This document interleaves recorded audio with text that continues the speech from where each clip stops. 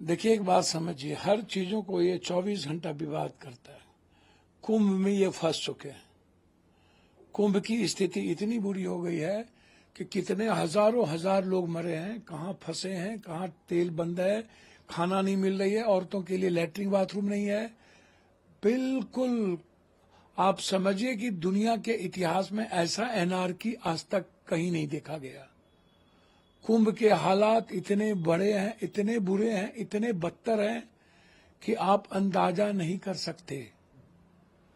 भैया, आप इतना ही जानिए कि नरेंद्र मोदी या जोगी, ये दोनों के बीच कोई बड़ा गेम चल रहा है। इस कुंभ को अव्यवस्थित करने में कहीं न कहीं किसी न किसी की भूमिका है। नहीं तो आज तक इतने बड़े बड़े कुंभ हुए, और इस बीच में वक्फ, आप इसको समझिए, यदि बहुमत का तो मतलब नहीं था, सहमति के आधार पर आया होगा तो निश्चित रूप से उस बिल का समर्थन होगा।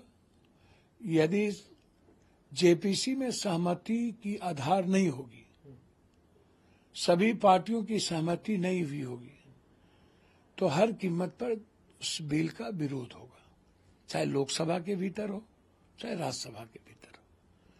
ये हमेशा अंत विवाद से, शुरू विवाद से करते हैं और अंत विवाद से करते हैं।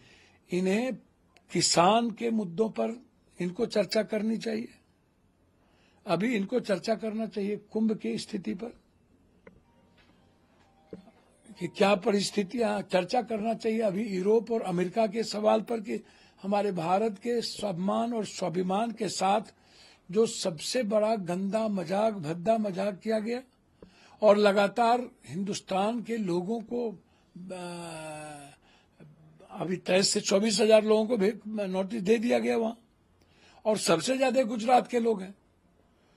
तो क्या भारत अपने स्वाभिमान के साथ समझौता कर सकता है?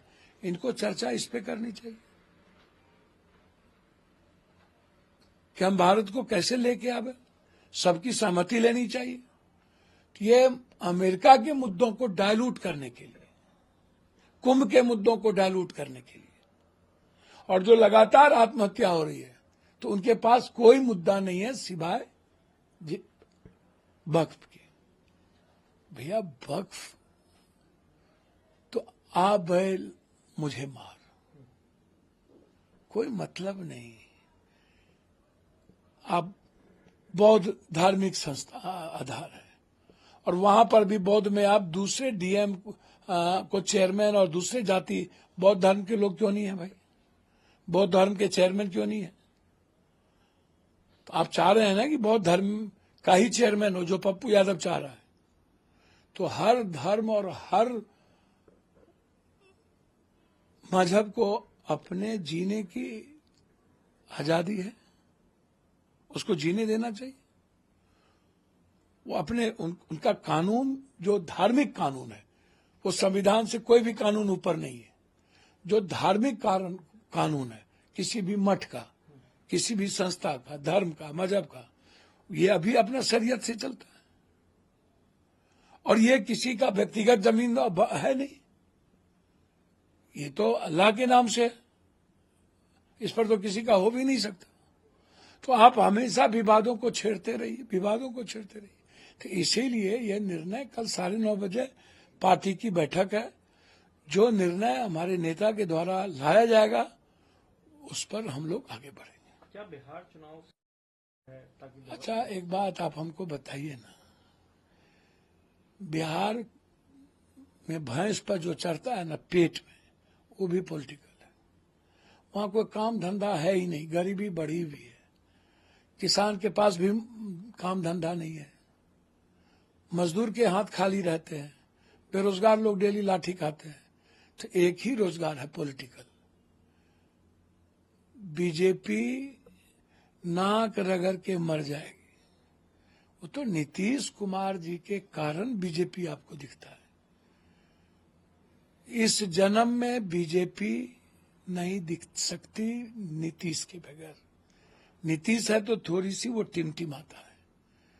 इसलिए कोई भी विवाद के मुद्दे लाएं, बिहार उसको कभी एक्सेप्ट नहीं करता।